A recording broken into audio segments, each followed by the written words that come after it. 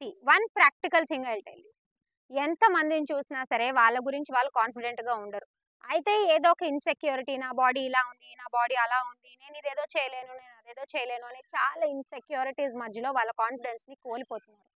వీళ్ళందరికీ నేను చెప్పేది ఏంటి అంటే exercise is the number 1 tool to help you build the self confidence.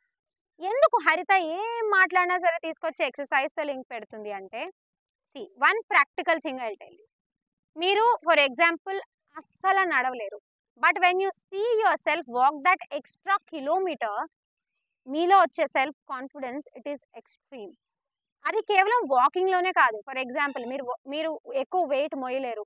But one day మీరు ఏదైనా ఇంట్లో పని ఊరికే అట్లాగా మీ వాటర్ టిన్‌ని మీరు ఎత్తి మీరు పోసుకున్నారు. That itself is confidence. ఏదో పని ఎవరో చేయలేరు. వాళ్ళకెళ్ళి మీరు ఐ యామ్ దేర్ అన్నట్టు హెల్ప్ చేశారు with something like water tin ఎత్తడం గాని అలాంటిది ఏదైనా. అప్పుడు మీలో వచ్చే self confidence it is extreme.